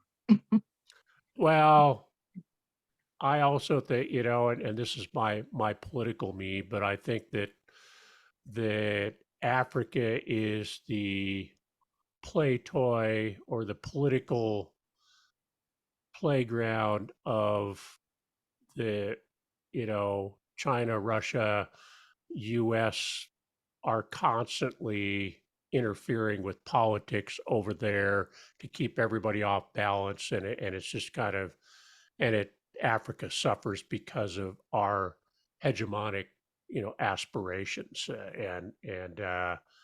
um, I get pretty critical of the US's role in some of those things. If you dig into it, Mm-hmm. it's Africa has really suffered because of that, because of the competition. You get China over there, you get Russia, and you get the US, and everybody's trying to do regime changes and keep things off balance so they can keep so the US can keep China and Russia off balance, and China can keep the US off of balance. And so Africa ends up being victimized by those politics, and it's just I think it's I really, sad, and it makes, if you really think about it, makes you really mad, or I pissed off is more like it.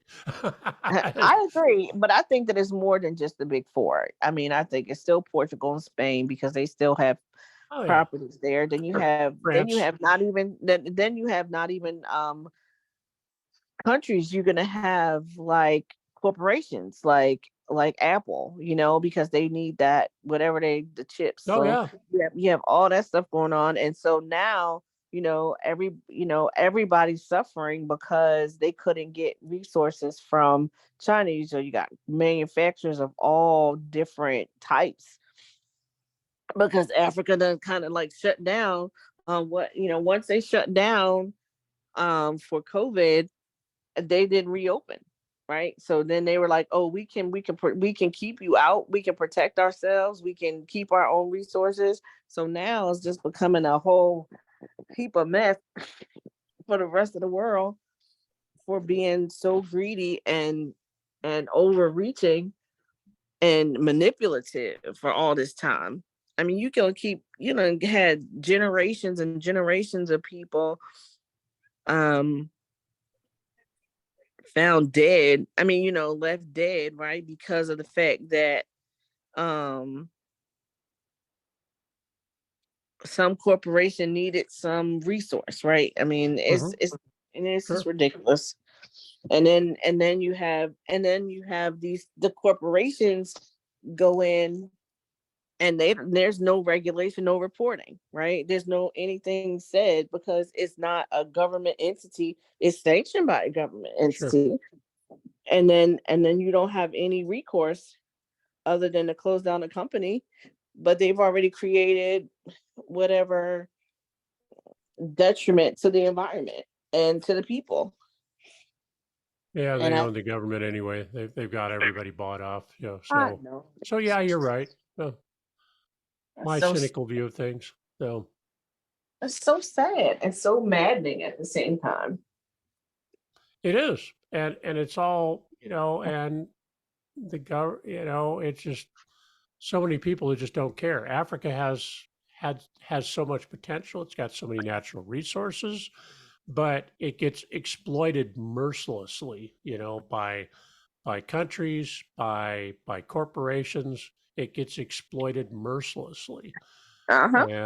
and that's you know in a nutshell. Yeah, I mean it's more complex than that, obviously, but in a nutshell, you can kind of sum it up that way: is Africa has been so exploited that it never reaches its full potential, and may never, because I think the end of the United States, hegemony is coming to an end. It'll be a slow, agonizing death, but our our place in the world is going to diminish, and so you may see less of that. But we do some things in this country that are just flat out evil. I mean, it's just Yeah. it's just, if you look at the geopolitical situation around the globe and what we do as a country, it just makes you sick to your stomach. Yeah, we should never be The doing stuff that. we do here can make you sick,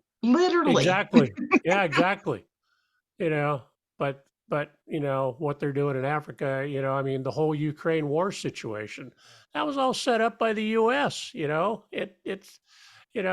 did that. And and it's ridiculous. It's ridiculous.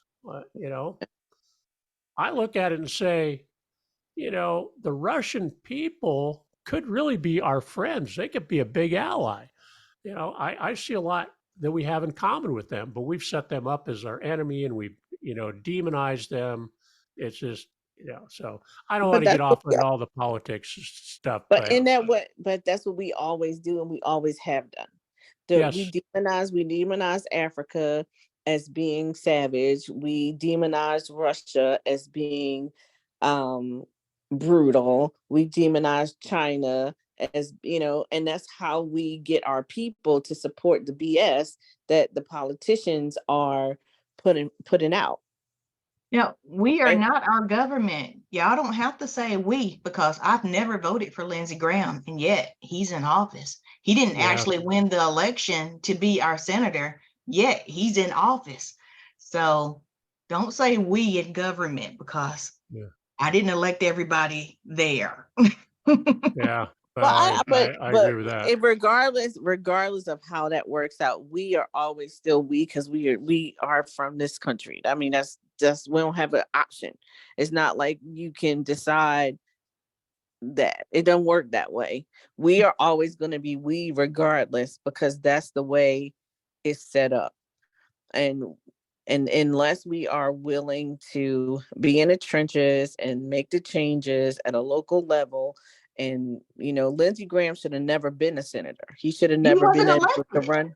He was But he not elected. I understand that, but he should have never been able to take a political seat, because based on who he is and all the BS that he's put forth all this time. But because some people in power want to play that game with him, and he's paid the money, right, and he's paid the homage, and he's compromised himself and the values of our state, He and people embarrasses it aren't every time looking. he goes on TV. Yeah, but people aren't looking or watching or paying attention to what paying attention. So we spend all of our time. You can't go in retrospect, right? That's all I'm trying to say. He, how can I put this? Because we have had our head in the ground, and nobody is actively participating in these community things. I mean, I've been to so many community events when I first came here. It's like 10 people in there. And I'm like, that's all? There's people Yep. interested in what's going on? And then you go to whether a school or anything like that. I was able to make so many changes in the school system when I got here, because nobody was showing up for stuff. So I was like, well, then we're gonna do this. Let's just do that. And they're like, okay. I mean, you make a motion, they gotta vote on it. You have to know how, you have people coming up there crying and whining, but they never make a motion. It's like, if you want to play the game, you need to be able to stand there and make an impact, and you need to know how the process works. You can't just come up there. You can come up there and whine all day, but if you don't make a motion so that the people that sit in there have to take an action, who cares you came up and whined? Right? You have to be able Is to that how be it able works, to. Thomas, at school board meetings? Well, yeah, people can't just come to the school board meeting and make a motion in our case. So it has to come, the motion has to come from the board. But if you're on the PTA or PTO or whatever they're calling it these days, that's one way to change things at the school level. But they pretty, in my case, on the school board, they pretty tightly control what you can vote on and stuff like that. We're trying to change that, but we will see. But then then what's the point of having a PTA if the parents can't make a change? Like, that's kind of silly. Like, that's the whole Well, point. they can at the school level. Yeah, I mean, and the parents can participate, but when you go to the school district level, in our case anyway, it's got to come from the board, and But that's what don't you take suggestions from the schools? When people come in and say, we want to do blah, y'all don't take suggestions, so that, like, so if I come our to you whole and I'm like, Thomas, I really want you to bring this up, and this is why, and this is the support information, and this is blah blah blah blah blah, you don't take that information to the board? Of course I do. Yeah. Okay. We're obligated by policy on our board that we need to, if we get a complaint or something like that from a parent, that we need to take it to the school director first. He needs to know. Uh-huh. Right. And because the whole idea is you can't ambush them at a meeting. I want to ambush them at meetings, but by policy, we can't do that. So I need to take it there, and then I can recommend that we put it on the agenda to discuss. But our whole, we, if we don't have an agenda item that's on the published agenda, then a parent can't just show up to the meeting and talk. We don't allow that, which is Right. ridiculous. Which is But ridiculous. I've been fighting that since day one. I We think should that the have people open need to know mic. the process, right? It don't matter what the process is. If you are a parent and you are active in this situation, then you need to know the process. It don't matter what the game is. You got to Yeah, know I how to agree. play it. Yeah. So if I you want spend a to lot of have, time educating parents on what the process is to bring something yeah, before the board and what the board can do and what they can't. I mean, I can't interfere in day-to-day operations of the school district. We're right. kind of prohibited from that. I mean, so What's we the kind of rules? provide policy, and that's what we can do. And if you escalate a complaint through the administration up to the school board, then we can act on that. And I've spent a lot of time and a lot of money at Dunkin' Donuts meeting with parents Uh-huh. because they got a meeting room there. And I Uh-huh. sit down and talk with them and I educate them on the process. Here's how you get involved. It's a little frustrating to work your way through the system, but this is what you got to do. And right now I'm fighting a battle behind the scenes because they're teaching in one of the schools, they're teaching Freud's 5 stages of psychosexual development. Oh my God. Exactly. And I have Why? complained about it. Are they teaching that element? It's ridiculous. Freud has been so thoroughly, refuted, Yes. but they're still teaching this crap in schools, and I am fighting that behind the scenes. But unless I can get a parent who will be willing to stand up and challenge the curriculum and bring it before the board, I can't get the board to act on it. But I tell them, I said, look, if you bring this to the board, if you are able to get it to the board and you got a public meeting, you're going to get the board to shoot this down because nobody's going to sit there and vote in a public meeting that this is what we want to have. We may have one or two on our board, but most of the board is not going to in a public vote say, yeah, we want to teach this crap to our kids. You know, they're not going to do that. But until you can get to that point, you know, and that's what educating the parents is about. So you're exactly right. It's the process. You got to understand the process. And you know, if I sound a little frustrated, that's it, because, you know, I get people, you know, griping at me and stuff. And I say, here's the process. I'll work with you and I'll help you however I can. But I am, you know, I can't stick my fingers into the administration and interfere in day-to-day operations. We are prohibited from doing that by the board. And so understanding the process, you're exactly right on that. Whatever the process is, you need to work within that. And I'll do everything. If a parent brings me something, I always bring it to go through the process, bring it to the director's attention, and I'll bring it up in the meeting if I need to. And, you know, I may get shot down, but I'm always going to represent the parents in that regard, because that's my whole thing, is the parents need a voice and they don't have one. Absolutely. Because when I want to came get rid of to Carolina- homework. I want to get rid of map testing. well, Like, when I if you know answers to that, let me know. I mean, because Yeah. you go to work for 6 hours and 30 minutes, and then it's like, oh, by the way, take this with you and bring it back tomorrow. I'm gonna need you to have this done. And if this was a regular job, I'm like, do I need to work after I just got off work? And you're not getting paid for it. Well, also you got the situation. So for me, it's like when I first came to South Carolina with my daughter, she was going to middle school, and because she was 10, and she came home and she was confused. And I'm like, well, what's going on? She said, well, they told us that Egypt was in the Middle East. I'm like, what? So I started going through all the stuff that they were teaching. I'm like, how are you going to pull one country off of a continent and put it in to say that it's in the Middle East? Because I'm so like, this it's is close how, enough.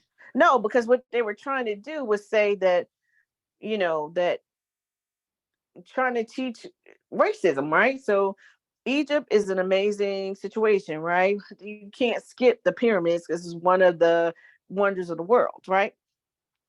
So for in South Carolina, the racism is so great that you can't really say, well, you know, Black people help to make one of the wonders of the world. So, I mean, I don't even know how they get past the Great Wall of China, because they still say white people made that too. I'm like, well, what white people living in China made the wall, right? So that's just weird to me. So we go through this whole process, and I had to make them change the curriculum because you're lying to children. And so if they go to another state to school, they don't have the same information as the rest of the world, right? So that is why our education system is so poor, is because they're giving people half pieces of information. So if you're going to say that there's no contributions in the world made by any other people than white men specifically, not white women. They don't teach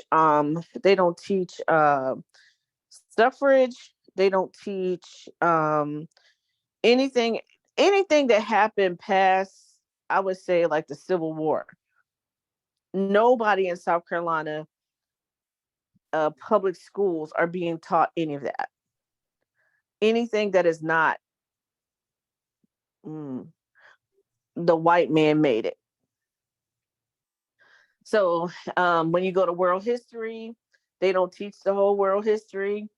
They don't teach because I had to have Melanie get tutors, because I'm like, you can't compete with okay, so our map testing is so low, even compared to the rest of the country, right? Because they can't figure out how to keep monopolizing the situation, because Map people testing is a scam. it is, but it's a way for them to make their money.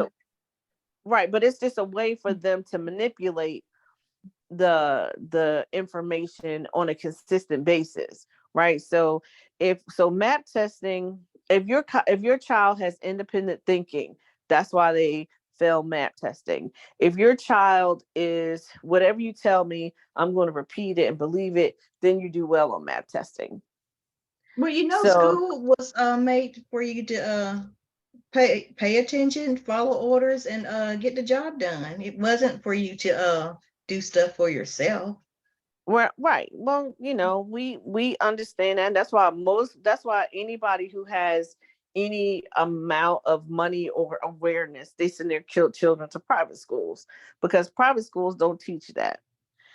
Don't teach it like that. And so it's just been one of those kind of crazy moments that constantly we haven't evolved education wise, which is why we fall so low worldwide in education, right? Because we haven't, and it's not like new math, that's not why. It's because we have been trying to suppress the information on all fronts, suppress it in medicine, suppress it in accounting, and well, let's say finances, right? So the rest of the world has developed all these processes that allow people as individuals to thrive, and in our society it is only kind of designed to, it's gamed, right? So America was an experiment in racism. So how can we take a people regardless of who they are, because we've done it to every type of people. So we tend to think black and white. I guess that's because that's the most obvious, but it's been every other people, even women, right? So women weren't allowed to own property, be educated, all these different things. So it was a way to take just white men in general and figure out how to make them superior over everybody, regardless of natural uh natural what do you call it? Natural selection, all that kind of stuff. So now we're in a situation where it's failing significantly, and our country is dying because of the lies that we've been told over the years. So it's just like the whole thing we did with Russia and Ukraine, the whole thing we did with China and Korea. We're creating a narrative that is untrue, and nobody else is willing to support it. And it's killing our country. Well, since we all know John D. Rockefeller's statement about creating a nation of workers, how can we change the schools, since that's what schools was for? Do I need to join the school board too, Thomas? Yeah, you can try. It's a slow process. It needs to be handled from both ends. It needs to be handled from the parents, from the ground up, and from the school board, from the school board on down, and put the admin in a squeeze, because I find that school admin is where the problem lies. And I've kind of, Because they're the ones that's designed, that position is designed to hold the line. and Right. they're the ones that, yeah, they're the ones that maintain the status quo and resist any improvements. Yeah, I will tell you that. Thomas, So did you tell them that to their face? He's like, did you come to them and say, you're the problem? I have, well, I don't know if I've used those exact words, but you know me, I don't beat around the bush, but I did, that. but I'll tell you that they, I mean, there's a battle for control right now. I mean, we got one woman on the board she's fairly young. She's kind of small. She's got a squeaky little voice, and they try to intimidate her and run over the top of her. And I'm not going to let that happen. But we had a vote where we voted something down, last month, and the admin was really upset about it, but there were some legitimate questions. And she said something in the meeting they didn't like, but they called her up and the admin did, and they got all over her case and were threatening her. And she called me up. She was practically in tears about this.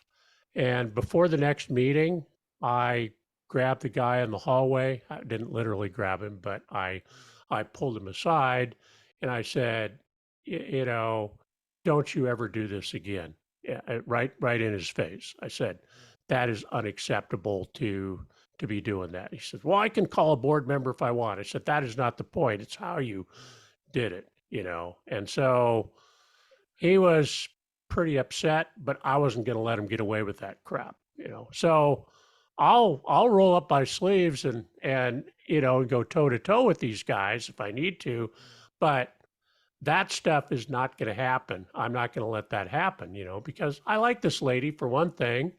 She's a very sweet lady, and just because she's, fairly young and stuff, they think they can intimidate her, and that is not acceptable in my view. So I'll insert myself in the situation, and if they want to get mad at somebody, they can get mad at me. They can yell at me. I don't care, but they're not going to do that to her. And so I, I don't know if I don't think anybody else on the board is doing that, but that's the way I operate. So it's not going to happen. They're not going to intimidate board members.